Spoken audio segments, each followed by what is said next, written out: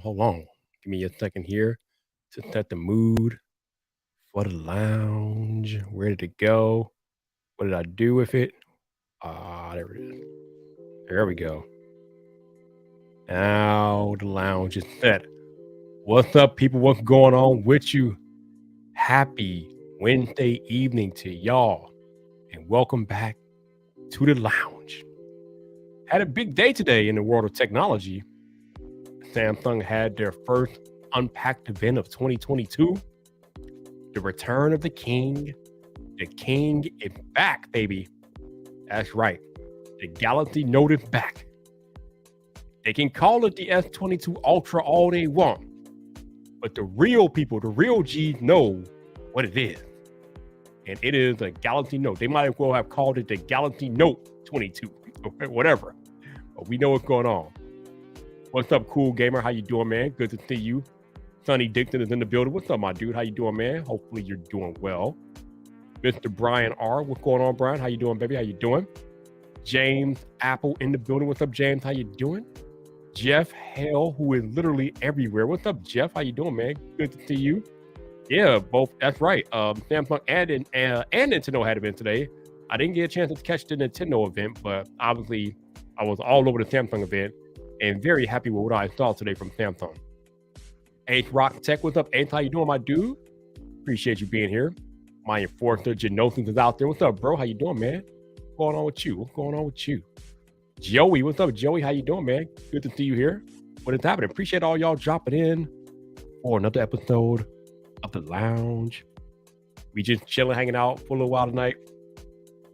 Talk about this unpacked event a little bit. I know some of the stuff that happened at the Nintendo Direct, but I don't know too much because, again, I didn't watch that event. But yeah, the Samsung Unpacked event. They unveiled the S22, S22 Plus, and the big boy, the return of the king, the S22 Ultra.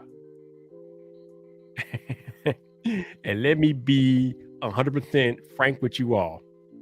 Before that event even got a chance to gain momentum, I have my S22 Ultra pre-ordered. Probably within the first 5 minutes of the event, I went to my carrier website and pre-ordered my S22 Ultra with the quickness.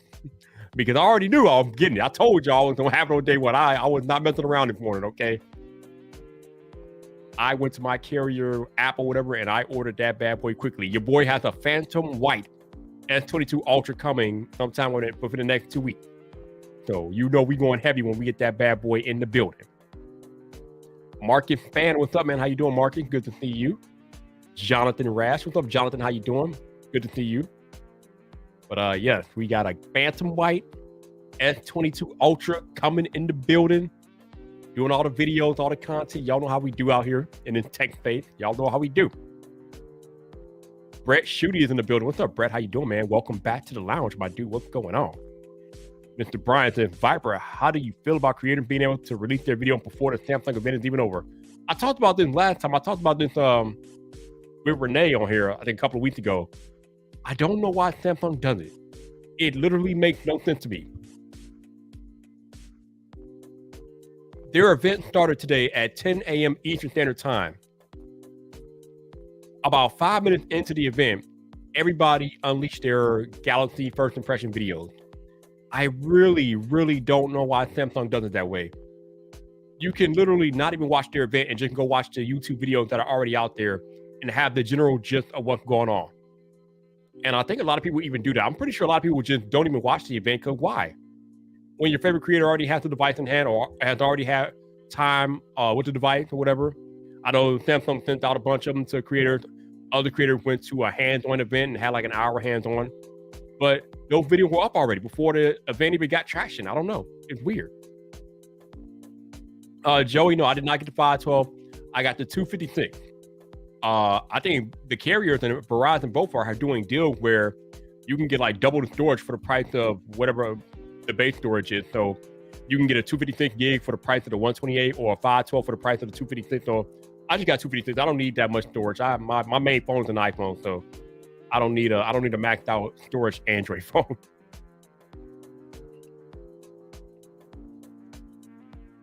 Yeah, and I say this all the time. Now, I don't know if I can go that far. I don't know if I can say it took away from the hype, but it definitely dilutes the event. Because again, if Marquez, Justine, Jundner, Aaron, Mr. Who's the Boss, if all of them come out with videos in the first 5 minutes, you as a tech consumer, tech viewer, you're likely not to even pay attention to the event. Because let's be honest, history has indicated to us that Samsung is not very good at these events. Although today's event was pretty good. I didn't really have too many problems with today's event. Today's event was good. I enjoyed today's event.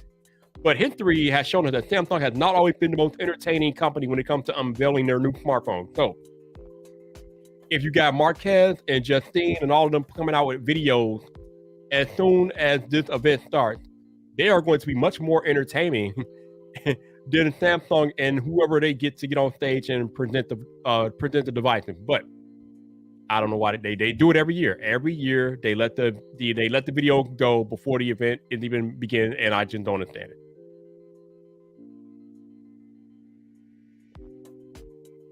We got Sheep Plays in the lounge. What's up, man? How you doing, bro? How you doing?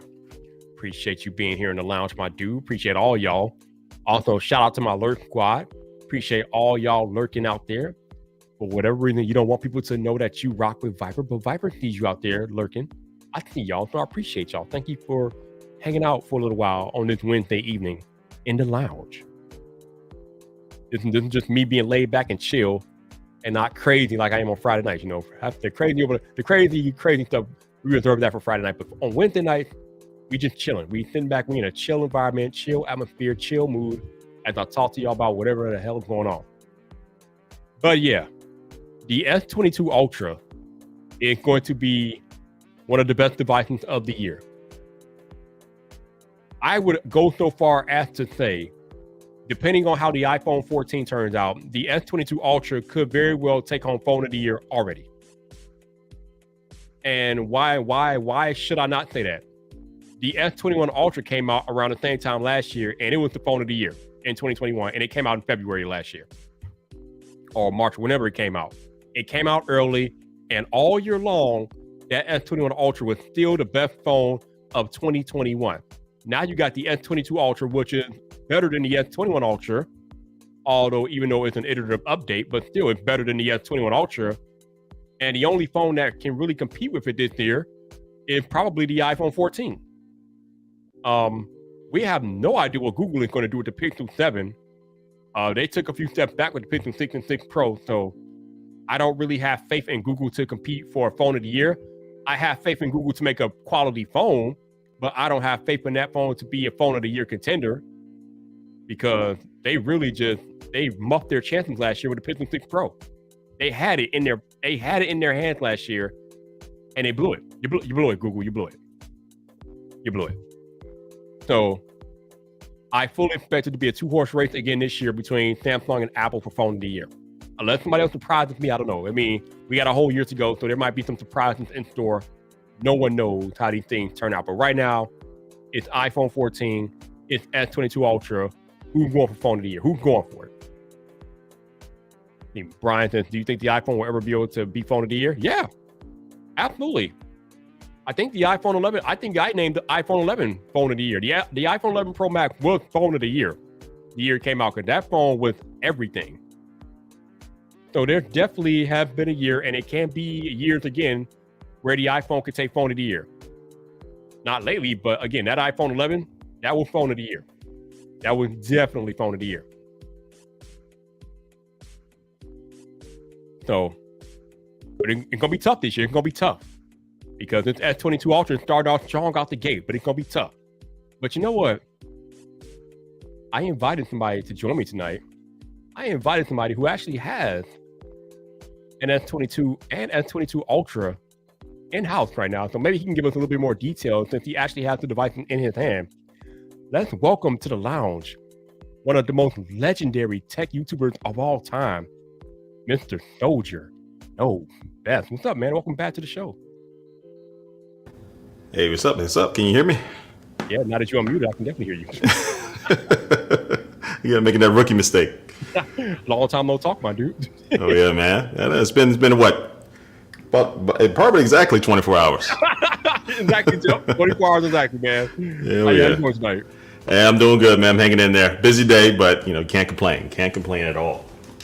All right, so let's talk about this. Since I know you got the S22 and the S22 Ultra in hand, man, Soldier, I feel like if it's anything like how last year went, this S22 Ultra could very well be the best phone that comes out in 2022.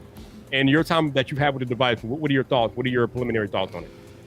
I think before I switched over to the my S21 Ultra for the past like maybe 3 weeks or so, kind of leading up to this, and that phone. One of the things I just kind of noticed about it, like I didn't have any complaints. Right, there was nothing that I was like, oh man, I wish it could do this. It was nothing. So this one, this S22 Ultra just kind of like continues that. Like as far as like my first experience with it, I'm trying to figure out like what do I want it to do, right? That's kind of one of those things. And what I was really trying to look at is the camera improvements, because Samsung spent a lot of time talking about that, how they're using AI software and all that stuff to really improve it.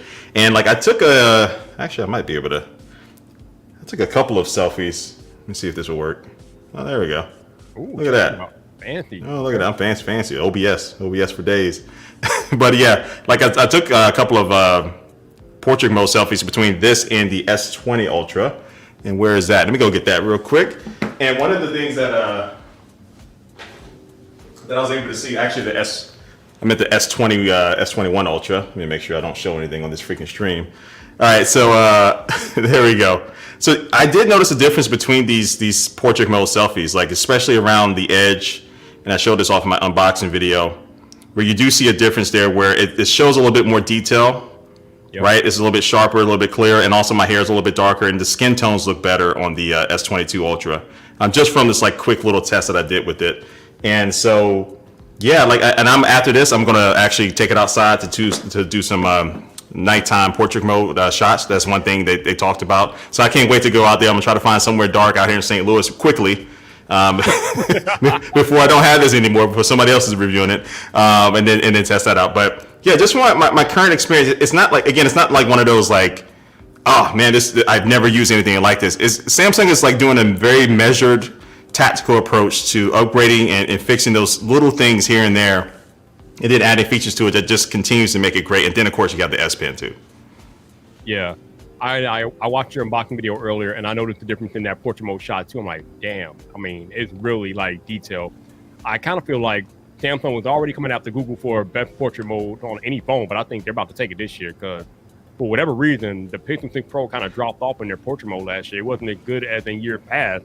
And here we go with Samsung adding their AI stereo depth mapping in addition to what they've already done last year. I mean, the portrait mode on the phone on the S22 Ultra this year is going to be chef's kiss, man. I can't wait to test it out myself. Yeah, and it's one of those things where you have a lot of megapixels, but in the past, a lot of companies just throw that in there and don't really like take advantage of it or use it properly. Like this phone is like really utilizing those extra megapixels. I saw Mr. Who's the Boss video where he was able to test out the I think up to like 30 times zoom, where I think he saw a significant difference in between this one and the S21 Ultra. So.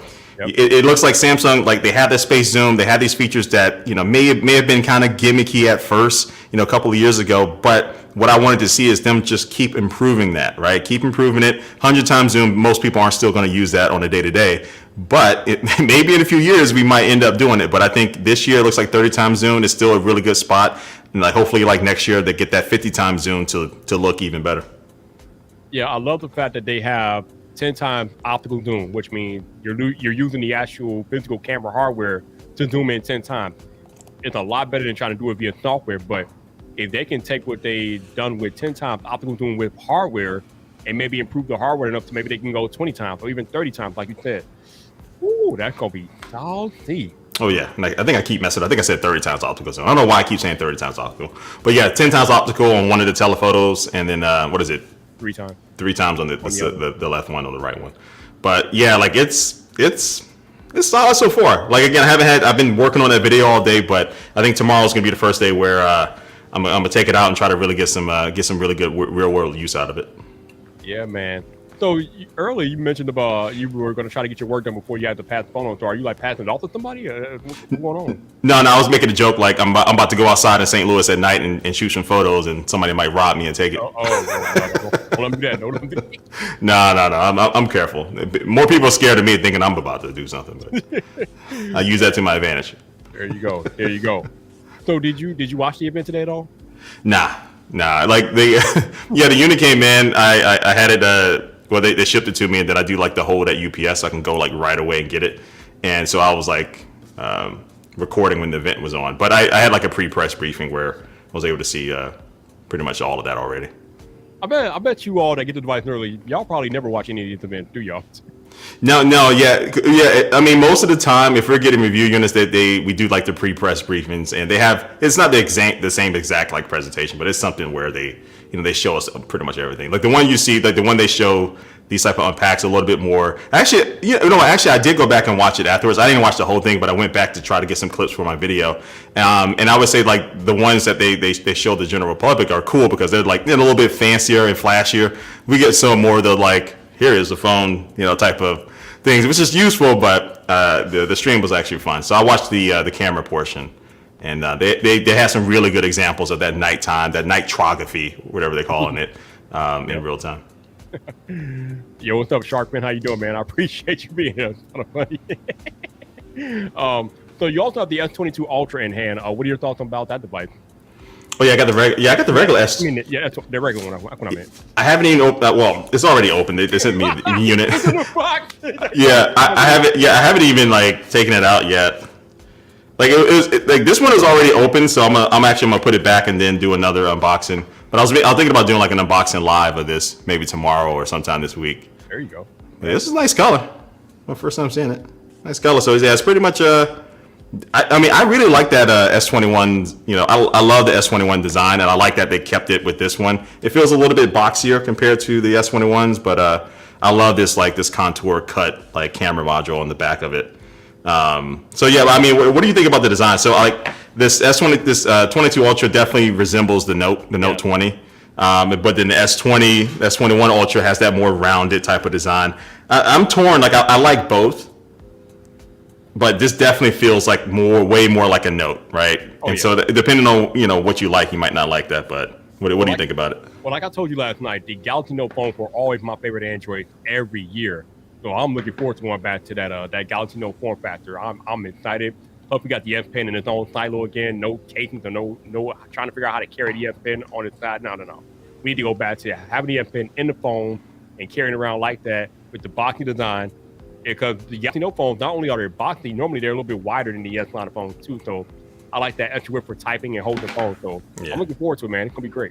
Yeah, it feels good, and the display is like still crazy good, super bright. 1750 nits. They're trying to blind people out here, bro. I know, like it is. I mean, it's crazy bright. Let me turn it up on both of these phones. I haven't done that yet. Yeah, it's crazy bright. Yeah. Okay, so here's another thing going on today. Samsung's website has been trashed all day. You can't get no order. People can't order. Like, what's going on with that? I know. I'm trying to pre-order like one of their exclusive colors, like that graphite color, but I can't get my pre-order in. Is everyone still having issues? Like, yeah, even to right now, which is kind of crazy. I just wanted to get a leather cake from their website. Couldn't even do that. Yeah. I had to go to my carrier. Damn. That's. I mean, somebody's in trouble. Because on the day of all this, it's either so much attention, like everyone is trying to go buy, which is a good thing, but if you can't do it, that's horrible, or it's something's going on. I mean, come on. I mean, even on their best day, they're not getting a tenth of the traffic that Apple gets on an iPhone day, and this makes no sense. I mean, Samsung should be ready for a launch day. Like, come on, bro. Yeah, man. I wonder what it is, man. I mean, that's hurting it because I was trying for a while, and I forgot about it. Like, then you just reminded me, so I'm gonna try again after I get off here. But yeah, I mean, that the worst case scenario is gonna be some people who are kind of on the edge, and then now they're like, So hopefully they can get that fixed. I've seen some people on Twitter like, all right, screw it, I'm just gonna keep my phone. yeah. But those pre-order deals are so good. That's so good. Although, I mean, a lot of times when sites are down like this, the next day they're pretty much back to normal. So if you guys can't pre-order today, just wait till tomorrow morning. It should be fine. Yeah, the one thing I noticed is like the shipping times I don't think have slipped. So so as long as like that's the one thing I'm like, all right, the exclusive colors are already like not coming until March, but they've been holding or until like 3 to 4 weeks.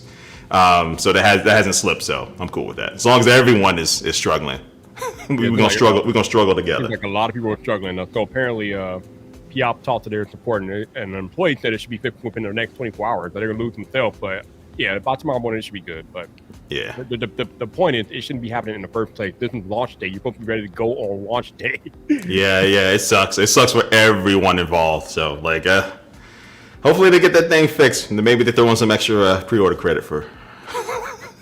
Yeah, man. But I'm greedy. Man, I pre-ordered a white one this morning, so I'm ready to get my hands on that. But between them cameras, man, and just playing around with the night photography and the 108 megapixel camera and that portrait mode, that new AI depth mapping stuff they got going on. Looking forward to playing around with a lot of that stuff, man. It's gonna be great. Yeah, the color science looks good too. Like my skin tones look really good. Yeah, so I mess around with some portrait mode video, and that looks, the skin tone looks good on that, and it's smooth. Sometimes on the previous phones, it kind of stutters, or just stutters a little bit when you're using it. But this one, it was working pretty smooth. So they didn't really talk about that, I don't think, portrait mode video, but I'm gonna test that out. Yeah, it's a lot of stuff I'm interested in. I was kind of concerned, like, all right, let's see the performance of it, but for my little test, it looks good. Yeah, I mean, Snapdragon 8 Gen 1 chip, that thing should be blazing. I mean, you'd imagine so that should be good. Oh yeah. So, question for you. I know it's different from Apple because I've heard that Apple doesn't receive review units until after their event. But how often? I mean, I guess not how often. How early do you get the review unit from Samsung and other companies? Oh, it depends. Like this one, it came today. Like so, I'm just, well, some people got it earlier than that, but mine came in this morning. So but it really, depending on the company, it changes. Sometimes they come in, you get them weeks early. Sometimes depending on the device and the company. Yeah, so it depends on their strategy that they're doing this year. Gotcha. Okay. Man, the other thing that they showed off today was that Tab 8 or S8, whatever they call it. The tab is 15 inches. It might as well be a laptop at that time, man. My God. Yeah. I can't wait to try that out. Like those Android tablets look pretty good. I think Samsung has been doing a pretty solid job, like from what I can see. But I haven't used like a Samsung tablet in some years personally. I can't remember the last time I used it. I can't either. So yeah. But it has those features. It has those things where it's coming online with with the iPad as far as like the hardware and stuff. I think, but yeah, like it's big. It's a big boy. Man, just watching the demos, people using that thing, I'm like, wow, that thing is like, damn, dude, like a big boy. That's a big boy, man. Oh yeah. Oh my goodness. Yeah, Samsung is trying to hold down the tablets too. Mm-hmm. We'll see. Ooh, another question while I have you here. So obviously you've done like hundreds of tech reviews throughout your career. How long from the time you get a device does it take you for you personally to put out a review of a phone? At least a week. At least a week I want to use it, and then but sometimes like it may take a little bit longer depending on how busy I am and what I want to do for the video. But I try to make my reviews at least a week. Sometimes with like wireless earbuds, I don't need like a week to freaking test them out and stuff. But I think with the smartphones, like every day can be a little bit different. It's like as far as you using it. Some days I'm sitting in the office all day, but some days I might be out filming. So I give it about a week. So you can review a smartphone like if you have no other distractions and all you were doing was testing that one phone, you can do it in a week? Yeah. Wow. Like in a week. And because it depends. Like I usually I shoot B-roll along the way. So I'm just doing a little bit every single day and doing that. And then at literally the day before I'm probably putting out the video, I shoot my A-roll. And then I edit everything in, or maybe like a couple days before, depending on how much I need to edit. And then I'm just like jotting down notes, things I come across, things I see, and yeah. Wait, so did I hear you correctly? You shoot your B-roll first before you do A-roll? Yeah. I'm like shooting, like I'm just shooting B-roll, randomly. Then I do my A-roll, and then because I don't really script out my stuff. I've dabbled and dabbled in at least having like an outline and stuff. But yeah, I shoot B-roll as I go, and then do my A-roll. Then when I go back and start, I edit my A-roll in real quick. And then if I see what I'm talking about, then I might go shoot some B-roll to kind of match it up. Mm-hmm. So you don't script your videos at all. You use an outline. Yeah, I use an outline. So I do some of the brand sponsor stuff. They want scripts and stuff. So I've been doing that a little bit lately but those videos don't even like usually hit my channel. They go to whatever they're doing. But for me, I've just been using outlines. But I am like I am liking scripting a lot better now. It is way easier. I can make sure I nail everything. So I am going to start probably doing that a little bit more.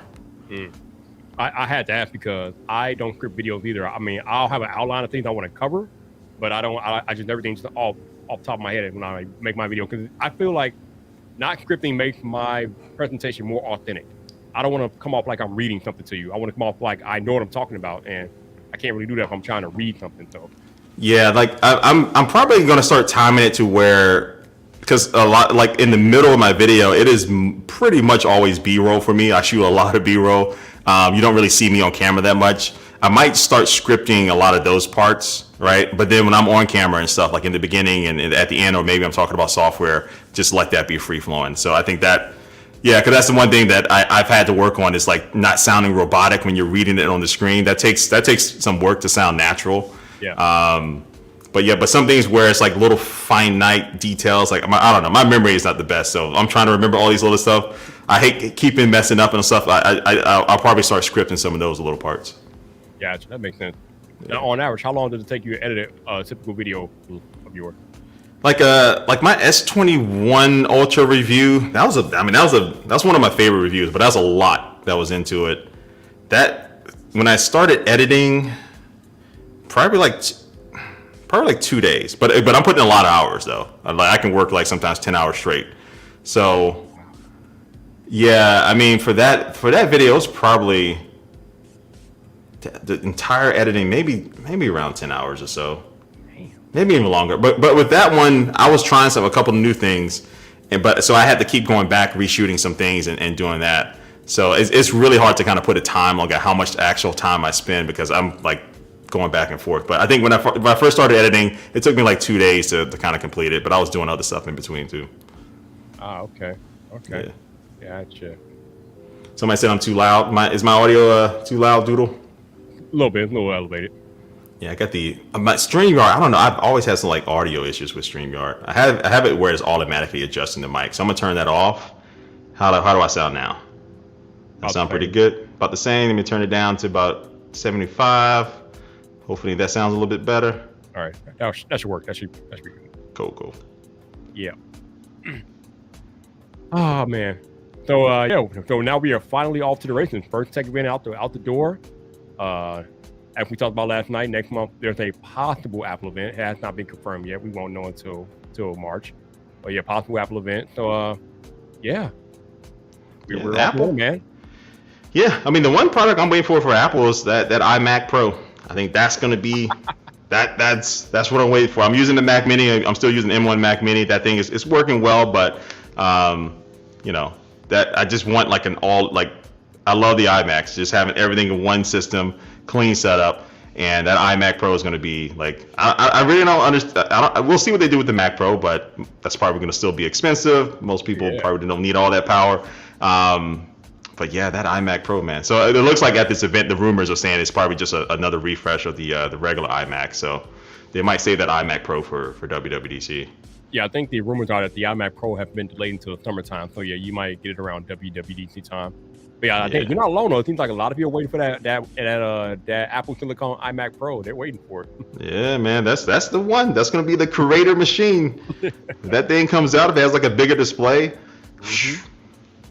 Hopefully Face ID.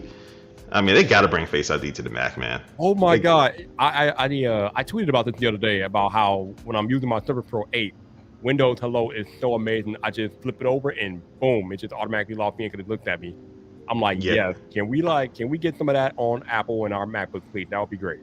Yeah, and it seems so like it's like, come on, I mean, they could put it in there. Like, it's so weird that they don't have Face ID, because like that's a huge like selling point. Like either like I mean that would be like I mean that's so clutch with their iPhones right now and stuff. So it just kind of makes sense just to have Face ID on it. So it's kind of weird that we don't have that yet. But if they were to add it, I think that would be by itself a great selling point for that iMac Pro. Oh, that would definitely be. We got trouble in the building. Trenton on Meme Patrol. What's up, Trenton? How you doing? Better be careful when you're in here. So Brian says, why do we prefer Mac over PC? I'll go first. I prefer Mac over PC because it's cleaner, it's more efficient, it's faster to me. Plus, there aren't as many updates on MacBook as with Windows PC. Every time I turn on my 13 Pro 8, I'm checking for updates, and there's usually an update to be had. With the Mac, the only time it's updated is when Apple updates the OS, which is like once maybe every other month, maybe if that. So I love how easy the Mac is to use. I love how usually you can pretty much keep it virus free, but I mean pretty much same window. But yeah, I just love the easy to use the Mac, and plus Final Cut Pro is like God tier. So, well, how about you? Yeah, like I mean, for those same reasons, yeah. I mean, Final Cut Pro is what I use to edit, so that's only available on the Mac. But yeah, it's the integration. AirDrop for sure is awesome, especially moving those big files. And yeah, it's a clean, straightforward OS. Yeah, you don't have a lot of updates. Windows, I mean, and it's not just like one update. When you come back to Windows after 48 hours, it is like I don't even see how they're putting it's like it's like 20 updates. I'm like, who's sitting there working on these updates, man? But I've been using, since I've been streaming a lot and stuff like that, and I made this like my little station last year, so I've been using Windows a lot more. So I probably actually use well, not really. I mean, yeah. So I'm using OBS and stuff. I might actually be using my Windows machine maybe like 45% of the time now, where like a year ago it was probably like 20% of the time. So Windows is gotten really good. I mean, I'm liking Windows. It's overall pretty good, and using it, especially on the Surface devices, is pretty nice. And again, I think the number one thing that back in the day, and that was kind of like when I first started my channel, one of the main reasons why I switched over to Mac was Windows Vista. When that came out, boy, I was ready to punch. I was ready to punch someone, man. Like it was so bad, everything stopped working. So that actually moved me over to the Mac. And for years, I had a disdain for Windows, but it's definitely a lot better. Actually, it's funny that you mentioned that, because we as professionals, we always have to be careful about Mac updates as well, because going from like Big Sur to Monterey or Catalina to Big Sur is dangerous, man. Because sometimes the audio equipment or different things that you use with one OS might not be compatible with another OS yet, because those developers have not had the time to update their plugins and different things like that. And I know a lot of people that won't update to the newest Mac OS immediately. They'll wait for a few months to make sure that there's no bug before they update. And yeah, you got to be careful, especially when this is your livelihood and this is what you use to make money. Use your laptop. So yeah, even on Mac, you got to be careful with the update, because you don't know what's going to happen when you update from one OS to another. Yeah, I usually especially if I only put betas on like my laptops, because I don't use on like my MacBook Air or something, because I don't really use that often. I really want to use it when I travel. But yeah, I'm never putting betas on like my main machine, because yeah, I had one year, I think, something with my Final Cut library went haywire, and I was like, yo, ooh. Oh yeah, that is rule number one. Do not upload betas on main machines. Hell no. Nah. Yeah, I updated my MacBook recently to macOS 12.2 from 12.1, and it has some issues. So yeah, even with the incremental stuff, kind of crazy. So gotta be careful with all of it, man. But gotta be careful. Yeah, I let people beta test and do my thing, and then I usually even with the Mac updates, I usually I don't rush to do them. I don't know. It's different from like iOS. Like iOS, I'm like, all right, I need to get that beta on my phone. I don't care if it's messing up, but with Mac updates, I'm kind of like, there's nothing really like drastic ever in those updates. So I just kind of like, when I feel like it, I'll update it. So we just had the launching of the S22 today. Are there any other Android devices launching this year that you're looking forward to? Whatever foldable Samsung is doing, for sure. I got that Oppo. Where is it? Oh, you got the Oppo, okay. Yeah, where can they go? Yeah, so this I need to do some content on this. I'm February is my getting caught up month, but this phone's pretty sweet. So the one thing is, like, this phone is really good, and it's making me more excited to see what Samsung is going to do. Because Samsung makes all these foldable displays and stuff, but this phone, you don't have a crease, right? You don't have a crease in it. It's a really good size and form factor. So Samsung's gonna be bringing this to their next foldables. No crease is going to be great, and I think they're going to be feeling the pressure with all these other companies that are really starting to get on that foldable game. They might need to make even a bigger statement than they did last year. So yeah, we'll see. We will see. And what else? What other phones? From Oppo, I'm actually excited to finally get to test out the OnePlus 10 Pro. I know a lot of people might not be that excited, but I actually like the 9 Pro. I actually didn't have that many issues with last year. So I'm interested to just really kind of see how those cameras perform. Okay. To the Apple One Plus, the Galaxy, the Z Fold 4, the Galaxy Fold 4 that's coming later this year. The problem with the Fold though is, besides the crease and no crease, that cover display is always too narrow. I really hope Samsung has a plan to widen that cover display. Otherwise, it's still going to be kind of annoying. And they always skimp on the cameras. They always give us the camera from like last year on their most expensive phone. We can't even get the best camera set up on their most expensive phone. $2,000 you can give me camera from 2019. Like, what is, bro? No. We should have the S22 Ultra cameras on the Z Fold 4. Okay, that's what I'm talking about. That's what needs to happen. But it probably won't. But that's what needs to happen. Yeah, I want to see that. Like it's hard when you look at, especially in the beginning. It was okay because again, foldable phones never been done before, and right. That technology and so much space and but yeah, that's the one thing that I hate because even when I was traveling with my Z Fold, it was kind of hard for me to like use it as my main camera when I have like the S21 Ultra. So I was like, let me bring that too. So when I wanted to take photos, I'm taking photos with that because it's better. So, but yeah, like, and I think, people who buy the Fold, I don't know, I think they might be okay with spending however much more they need. If they need to, in order to add those extra cameras, if they need to bump up that price, I mean, we're already like, if you want the Fold, you're already paying the money. I'll pay an extra $150 for the same cameras as the Galaxy Ultra. I mean, you're not lying, or like you said, if you're already up in that price bracket, I mean, what's a couple $100 more to get the top tier camera system? Come on now, Samsung. Yeah, we need that. Or if they do like if they do like these Galaxy phones, like these Galaxy S phones, maybe they have the Fold 4 Ultra, right? Like, hey, charge whatever you needed for that. That's actually what they need to do, man. Have the Fold 4 and the Fold 4 Ultra, and have the best cameras, and they'll solve that issue. That'll be interesting. Although, also with the Fold, if they're going to keep integrating S Pen support, we got to figure out a way to integrate an S Pen silo into the Fold somehow. I don't know if it's possible to put it in the hinge or do something else with it, but having to carry it around as an optional 3 or whatever, that's a little tacky. yeah, that's gonna be interesting. Yeah, I would think maybe the hinge would probably be the best spot for that.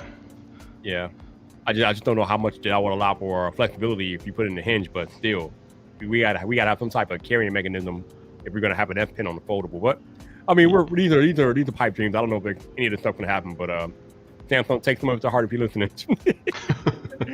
Oh man. Yeah, it's gonna be good. I can't wait for that. I can't wait. Oh yeah. I mean, we know you're gonna have first dibs on it, though. Absolutely. Hopefully. Yeah, and I hope they do maybe a mid-ranger, mid-ranger foldable phone maybe. Because I think like with this Fine N and some of these other phones from the companies, they're not. I mean, you see them releasing these foldable phones under $1,500 and getting lower and lower. So hopefully, I think Samsung is going to have to. They recognize the market is changing and people are switching over to them.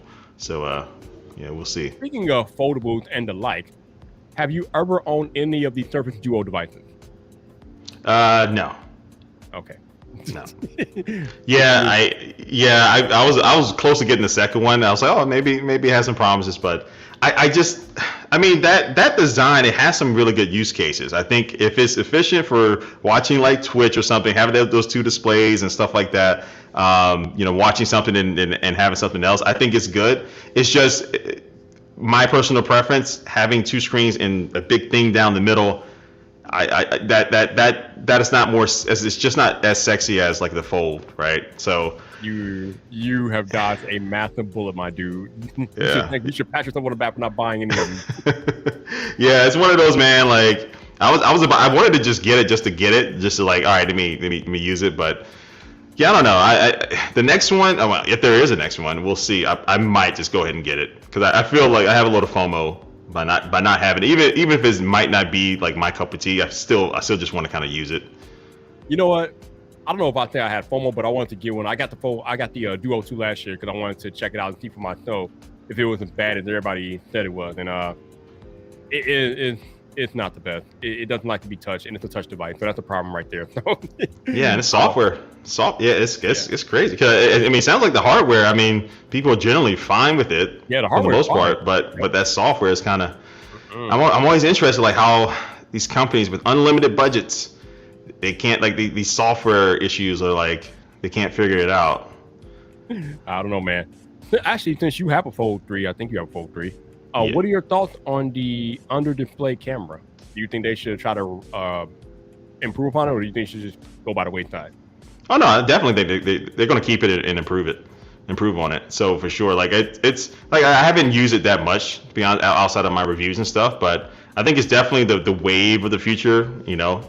But just like with the foldable display and trying to get rid of the crease and get the hinge better, you know, it's going to take time, right? So it's definitely going to take time. And I think with that device, because you had another front-facing camera on the cover display that you can use, and you can even use the rear-facing cameras as selfies too. It like having that under display camera, if you didn't like it, it wasn't like a huge deal. Like, it wasn't like your only way to take like a selfie or something. But yeah, I think definitely they're going to keep it. It was kind of interesting that this S22 Ultra didn't have it. You know, you would think maybe they've improved on the technology, and this is that phone, that everything phone that they'll throw that into it. But yeah, I hope they keep it going. Oh, we have an interesting question here from my man Aditya. He said, "Do you prefer consuming content on an AMOLED display or a mini LED display?" I really have no preference. I think they both look great. I honestly, yeah, I'm one of those, like, I'm not a pixel peeker or whatever, but I mean they both look really good. And to be honest, I mean most phones, the displays are good. Like, I'm not one of those, like, it's been a while since I used a phone that was like, this display sucks. I mean, you can get a freaking $200 phone that has 120 hertz display now. So, but yeah, I mean, they both look good. I mean, the iPad Pro, that display is really nice.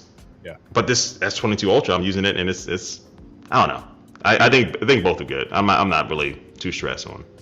Yeah, like you said, they're both pretty much, they're neck and neck basically. They're literally neck and neck.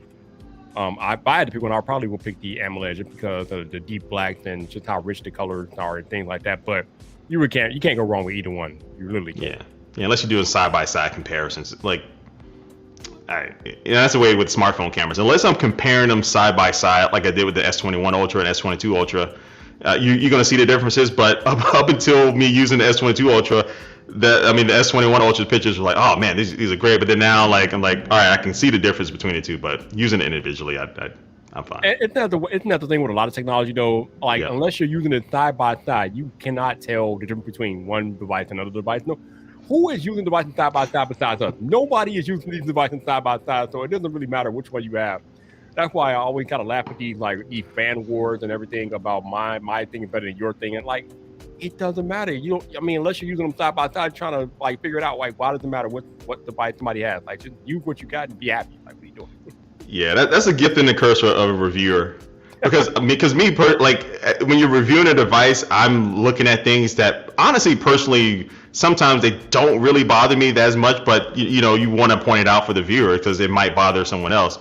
Right. But 9 times out of 10, I mean, I ain't stressing over most of this stuff, man. Like, if it does most of the stuff what it does, if it has a couple of quirks and stuff like that, I'm not going to trash the device or something. So, yeah, man, I ain't stressing. Some people get mad. Some people get mad at every little thing, but I don't know. I mean, some people take the tech stuff. They take the tech stuff too seriously, as you know. You've seen the comments in the Twitter, man. It's crazy. Yeah, and I was in that Mac versus PC wars back in the day. Like I got into my arguments. Like I ain't gonna act like I've always been this chill, but mostly when I was in the Mac versus PC, it was actually me defending Apple users, right? Like, because I was an Apple user, and because I remember when I got the very first iPhone, somebody called me a fanboy, and I didn't know. I was like, "What? Why are you calling me a fanboy for?" "Oh, you just doing what Steve." I'm like, I didn't even know anything about Steve Jobs at the point. When I first bought the iPhone, I never owned an Apple product. I was using the Microsoft Zune. I never owned an iPod. I wasn't a fan. I just like, oh, the phone looks cool. I want to get it. So, but that's mostly where my Apple defense mode came in. I used to go to wars and arguments with people. I used to destroy them because I did it so much on my Ustream, dude. Like, I mean, you couldn't. People would call in and I'm like, yo, you can't beat me in this debate. Like, I'm sorry, you can't beat me. I would destroy it because I argue so much on it. But that was an old soldier. But now I'm calm and friendly. I love everyone. I love it. Yo, I gotta find some of those clips, man, on Ustream. Boy, we used to go at it, man. But it was fun. But yeah, we used to go at it. The Mac versus PC days were something else. Oh man, yeah, we gotta find those. We got somebody get those clips up. Dig them up. I gotta watch that. I was like, Yeah, I mean, yeah, but the companies were beefing in commercials, man. It was a good time, man. That was like the '90s NBA era. Like that's when the Apple, like, they're literally going at each other in the commercials. It was fun. It was fun. Yeah, I can't even imagine you like arguing and going at somebody's neck, but it'd be funny to watch though. It'd be funny as hell to watch. Yeah, they were like, people call in, oh, you a fanboy and all this stuff. I said, what's your favorite deodorant? You use it every day? Oh, you're a degree fanboy. Shut up. Like, you know what I'm saying? Like, it's like, oh, you use this all the time. And so what? Oh, you got me riled up, man. You got me riled up. Oh my God! Wow, too funny, man. All right, so we got about 15 minutes left, y'all. If y'all want to ask any questions or talk about anything, let me know. Let us know. We can chat about it real quick. I created we're already in February. Yeah, that's crazy. And this month is already going by fast. We're almost halfway done already. Good gracious. This time is going by fast. So John just said he got tired of hearing Android is better than iOS. iOS is better than Android. You know what's kind of funny too is like those memes that still go around where, you know, people are showing like, oh, this is the Android phone. It's like a very pixelated photo, but this one came from the iPhone's all clear. I'm like, that was like maybe you had that argument 7, 8 years ago, 9 years ago, but Android phones take great photos and videos now. You want to know what the crazy thing is, Soldier? This whole I mentioned green bubble, blue bubble debate. People that have green bubbles are supposedly poor, can't afford iPhones. When this damn foldable costs more than any iPhone I've ever brought in my entire life. This thing is more expensive than any iPhone I've ever brought. What are we talking about? Yeah, that's the frustrating thing. Like, I try so hard to get my friends and people like, hey, just try the other phone, right? If you're Android, try the iPhone 1 year. Then try the Android. I'm telling you, you might find some things that you might like with it. And you know, some people are just really, and I get it. I mean, you like to keep using what works for you, but I mean, over time, you know, aren't you at least interested a little bit to see what the other side can do? And they both have pros and cons. I think I told you all this before, but the first smartphone, well, not the first, but the first phone I used before iPhone was Android. I was using an Android phone before I ever had an iPhone because I'm on Verizon. So Verizon didn't even get the iPhone until 2011. So for those 4 or 5 years before the iPhone came to Verizon, I was using Blackberries and the Droids and different things like that. I didn't have the option to use an iPhone, so I was an Android person first before I ever got an iPhone. Then I got my first iPhone with the iPhone 4 when Verizon finally got iPhone, and then the rest is history. But yeah. Like some people have only used one. I'm like, you can't. It's kind of hard to get in that in debates and arguments if you've only used one. I think. Right? I mean, you have to use both. And you can even buy a $100 Android phone and just get the experience of it and see it before you talk trash on one or the other. It's so funny because there are actual tech YouTubers out here that will want to have you believe that they have never used an iPhone or never have used an Android. How can you be a tech reviewer talking about this stuff if you never use one or the other? Now, some of these Android tech users out there, small, how they never use iPhone. I don't believe you. Everybody's using an iPhone at least one time or tried it out. You use an iPhone. Stop lying, man. Yeah, it's like, why not, man? Like, why not? Even like, because that would make even more sense. Like, it gives you more credibility, right? Like, if you're arguing for one side, right? If you want to argue one side, and you can say, well, I use this other side for however long, that gives you more credibility. But if you've never touched an iPhone and you talking about it's slow, how do you know? How do you know? Like, if you never use an Android phone, you talk about the cameras. Like, how do you know? Like, you like. You gotta use it. Who is your source? Who is telling you? So Adichie wants to know. Oh no, not yeah. It was Adichie. Adichie says, "What's our favorite color from the S22 lineup?" I ordered the Phantom White, although I'm regretting kind of not ordering that Phantom Black. Cause God, that Phantom Black is so sexy. But when I had my Note 20 Ultra, I had the white one and I enjoyed it, so I wanted to get the white one again. But what's your favorite color? I do. I was looking at the white one, but I'm going to order when I can the graphite. That graphite looks good. I love that kind of that mix in between. That's the Samsung.com exclusive. I'm like, what are you talking about? What graphite? Okay. Yeah. I mean, have you seen those colors yet on their website? I think I had like a brief look. No, I haven't really seen them too much. Yeah. The red looks kind of cranberry-ish, but still kind of looks good. So they got graphite, and then I think sky blue. Yeah, those colors look good. But yeah, that graphite is like that good mix between white and Phantom Black. Gotcha. Okay. Yeah, James, the iPhone 4 was my very first iPhone. Yep. Because again, that was the first iPhone that Verizon had. So that was my first iPhone. Yeah, I freaking found my the first gen iPhone like in storage. I was looking for that thing for years. For some reason, I put it in a storage bin and down in one of my storage units. And but it's jailbroken. I cannot get that thing unjailbroken. So I might have to take it to someone, unless someone on here knows how to like unjailbreak it. Because I tried everything. DFU, I can't get that first gen iPhone. How about that? You does it still work though? I guess it does. Yeah. It turns on, but I just can't get it unjailbroken. Rough. That's right. Yeah. But I mean, you hold on to it, man. You got a classic right there, man. Oh yeah, I ain't getting rid of that thing. That's history. That's definitely history. I bet you never thought when you first got that iPhone that it would literally change your life and have you end up where you are now. That's crazy how that works, right? Yeah, and I can't even remember. Like, I think I was watching like a TV and I saw like a news article, news story on it or something. Again, I didn't know anything about Apple or Steve Jobs. I wasn't really that invested into it, but yeah, it was just something about it, man. Seeing the pinch and zoom, and I was like, man, it's totally different. And it was crazy, man, because when you got if you one of the people that got the first iPhone, you literally can walk into a building and be the only one with it, right? It ain't like that now. So you could be the only one with like a Galaxy Fold or something. And so it was crazy. Like I used to be in the mall and people would like come up to me, and I would give them, and they'll be talking about it. That's what gave me the idea to like, I keep talking about it. People keep asking me about it, and I keep giving my opinion. So that's why I did my review video on it. But yeah, I'll be out. Like I was down in Atlanta, man. People just come out of nowhere, just want to use it, and I was just giving them the phone. Like that's back when I can run. So they ran off with it. I'll be able to catch them. But yeah, man, it was a very interesting time. That was a fun time. I bet. I remember when I first heard about Justine, and I heard about it because she had that whatever, her phone bill got jacked up with the iPhone somehow with AT&T. But that was when I first heard about her. That was a long time ago, man. Time flies, man. Time does fly, man. I tell you, Justine, man. I tell people all that Justine, when you think of YouTuber, she's it. She's like the number one YouTuber or creator of all time because she's done tech. She's done freaking gaming. She's done vlogging. She can host. She's been in TV shows, movies. Like, it's crazy. And then she's been doing it for so long, man. So long. And it's weird. Crazy. Like, I almost forgot that she was on TV shows until somebody brought up a tweet the other day of her being in the Vampire Diaries. I'm like, oh yeah, she has been on TV too. Like, she done everything. Yeah, I think she's done like Law and Order and stuff. And she hosted. Like, I mean, she's the jack of all trades when it comes to creating, write books.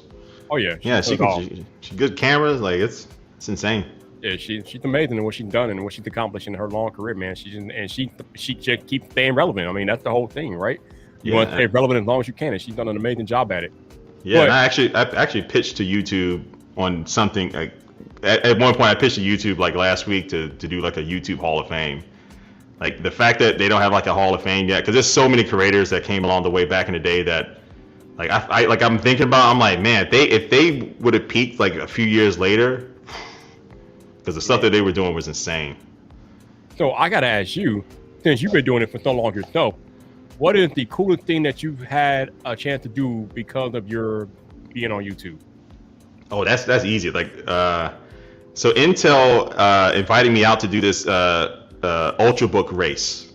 So it was me representing the U.S. and then it was another Brazilian YouTuber, Leon, representing Brazil. He's a gamer and stuff. And then there was two like legit celebrities, one from Indonesia and one from India. They were like MTV VJs. I mean, they're literally like getting recognized everywhere and paparazzi and stuff. So Intel did this Ultrabook race. It was kind of like the Amazing Race. So we spent 1 week in Russia, in St. Petersburg, and 1 week in Sydney, Australia.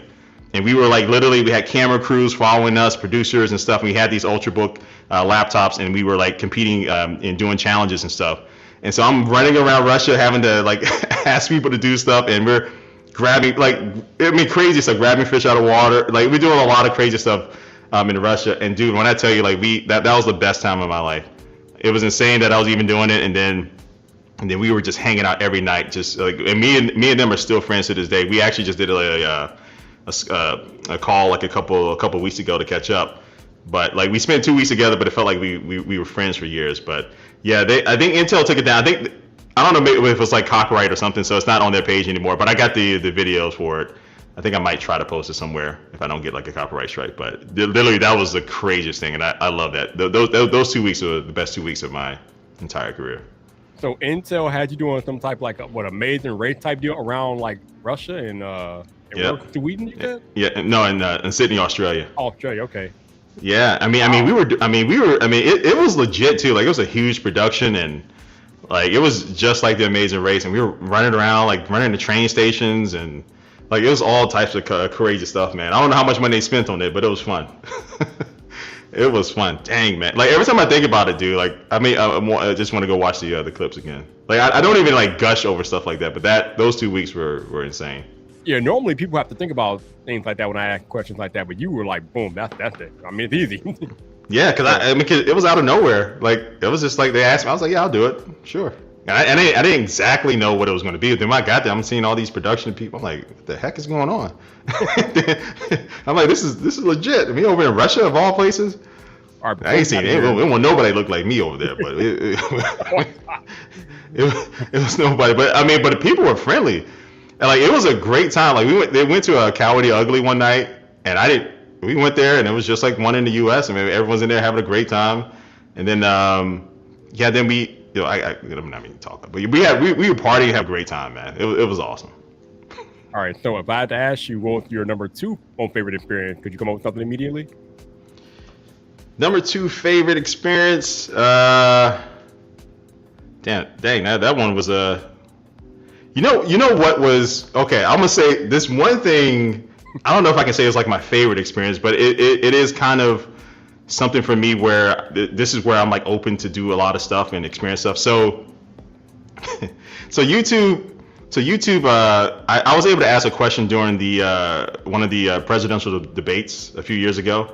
So it was me and a few YouTubers who were able to ask like a video question, and then we actually were able to go out to the debates, the Republican debate. So I asked about policing and stuff like that, and it went well. They kind of dodged my question a little bit, but so then a few months later, YouTube asked me like, "Hey, do you want to go to one of the conventions?" I was like, "Sure, yeah, I'll go." And they asked me which one did I want to go to, and they were expecting me to say the Democratic one because I did declare myself as a Democrat like early that year, but since then I was like, I'm independent. I don't like want to align with the party. So I said, I'll go to the RNC. I'll go to the Republican one with Trump and all that stuff. And they were like, what? You want to go to that one? Everyone on the call was like, oh, we weren't expecting you to say that. And I was like, yeah. I was like, by no means do I support anything going there, but I wanted to go because, again, I wouldn't normally go. I would never like go there, and then I wanted to go and get the experience and talk to people and understand like how this is even happening and stuff. And then I was there with YouTube, and we were testing out some live features and stuff like that. And YouTube had like they had like a stage area there and stuff like that. So literally I'm going there. Now the one issue I had is that I didn't tell my audience like why I was going. I wasn't going there in support. So that was a very interesting thing when I showed up there, and people were like, what? Soldier knows best. What? We would never think you would be there. So that's one regret I have, like not explaining why. But that is one thing where it was one of those things where I would never expect that I'm in the freaking building. They had me like press passes and media passes, and I'm there. And I made a post talking about my thoughts about it on Facebook and stuff. But that's one of those memorable ones. I don't know if I'll say it's like one of my favorites, but it's one of those things where how I am as a creator, like I'm down to like experience things that I might not normally do. So I can say that I was at the RNC when Trump got nominated, which not a lot of people. I got more questions. So I can't let you go. So when you went to the RNC, did you get what you thought you would get out of that experience, out of being there? There was a lot of protests and stuff on the outside of it. But when I actually was in the RNC, I was in the convention center. I got through Secret Service and all that stuff. What's like? That's what I really was wanting to see, because I got recognized a few times in there, and there was a couple family from Missouri, and they were like, they were saying like, "Soldier knows best. What are you doing here?" But then we were talking and having a conversation. It wasn't like, to be honest, like what I was thinking. Like it was a bunch of freaking, I'm just being like just people racist and all that stuff, but. It was like I was able to have conversations with a few people and actually talk about some of the things, and not everyone there is just like doing that. So that was like the conversation that we need to have in any type of we joke about like Mac versus PC, but even in politics, it has to be a point where you can come to a table and talk and try to, like, I was trying to understand, like, what's going on here. And so it wasn't like super rowdy, like as I thought it was, at least in the parts that I was. But yeah, but I did see a couple of fights. I think the Young Turks, they were on the YouTube thing. They had like a YouTube stage, and I think one of their guests got a little rowdy. Oh. But yeah, but for the most part, it was one of those things that it was just weird. It was weird just being there, but the people, not everyone that I met was like super like disrespectful or anything like that. So that's pretty cool. Number one, it's pretty cool that you got the opportunity, but I think more importantly, it's pretty cool that you put yourself in that position to see the other side and want to be there and get their perspective, because that is something that we are thoroughly lacking in society. And you can see it all over social media. Everybody usually picks a side, and they're not interested in hearing what the other side has to say or how the people on the other side got to be on the other side. I think if more people engaged in actual civil discussion and discourse, we can learn a lot from each other, even if we disagree. That's why I always say it is okay to disagree, because you might learn something. Even if you don't agree with the other perspective, you might learn something. But people don't want to hear it. They just have no interest in it. Yeah, and it's necessary. And just like with the Mac versus PC, I got into debates with people who weren't bringing any logic. They're just going off of an emotion or what somebody else told them, instead of actually thinking about like the issue and coming up. Like when you watch the news, the news isn't supposed to give you your opinion. You're supposed to form your opinion from different news sources. So I don't just watch CNN. I watch Fox News. I watch MSNBC. I watch everything, because none of them are perfect and do everything right, and they all have flaws. And then I come and make my decision and my opinion. So yeah, that's one of those things. And that's one of the things I really like. There was a lot and there were creators telling me, why are you getting involved with politics? When I asked a question at the Republican debate, like, why are you getting involved in politics? Are you concerned about you? I was like, I don't care. Like seriously, if you have a problem with me asking about policing, asking the Virginia, because this is right after Ferguson and stuff like that, then I don't want you to watch my videos anyway. Like I'm not like, and especially the way I approach politics, I try to come down center line and go off of facts as much as possible, and then make my opinion off of that. But yeah, even back then, I thought it was important as a creator, not to be afraid to talk about what you want to talk about. You just got to do it smartly, right? You got to do it consistently, but don't be afraid to jump into politics. Don't be afraid to talk about Black Lives Matter or anything like that. If you are, and if people are going to unsubscribe, whatever, fine. But I think that, you should always be able to talk about what you want to talk about, do it responsibly, and go with that. Before I hit this end broadcast button, I want you all to remember something that man just said. He said that he does not let the news inform him of his decision. He watches the news to be informed so he can make the best decision for himself, which means he watches everything. He watches CNN, he watches Fox, MSNBC, whatever he wants to watch to make the most informed decision and have all the facts before he makes the decision. Too many times people watch the news and that's all they watch, and then they're informed. That's how they get their choice or make their decision, by what the news tells you.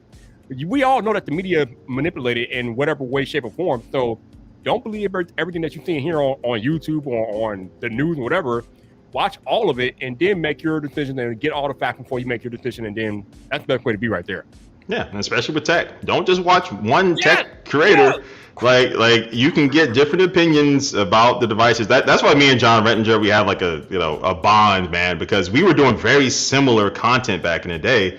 But you can watch both of our videos and get a different experience. So that's what made it fun. So yeah, you always want to like watch different creators, and you can even have people you can watch 3 creators who are all Apple focused and bring totally different perspectives and can disagree and agree on it. So yeah, that's why I like the drama and stuff like that in tech. Like, and I don't even know what really happened with Gerald Undone. Like, I don't know what I saw. The Canon rumors guy he was really mad. But I still don't know what he was mad at or something. But but Gerald is like, he's like, I don't know. There's nothing that I've watched from him that screams I want to be mad at the guy. But I don't know the backstory. Maybe I don't know. But yeah, I don't know if you know. But but it's still just ultimately it's weird because we're in tech, man. We ain't beef. What are we?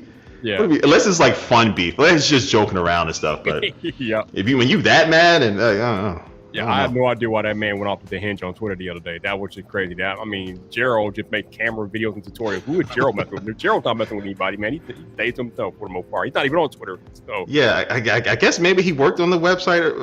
I don't know, but it's like, you know, I mean, what do you? But it's crazy though. Like that. I mean, that person. Everyone in tech was talking about him. Like how? Like that one person I've never heard of him. Can't even rumors guy of the website, but he's able to. People love drama so much. He's able to call. I'm seeing it all over my timeline. Yep. I'm like, what the heck is going on? How's this one person able to ripple our community?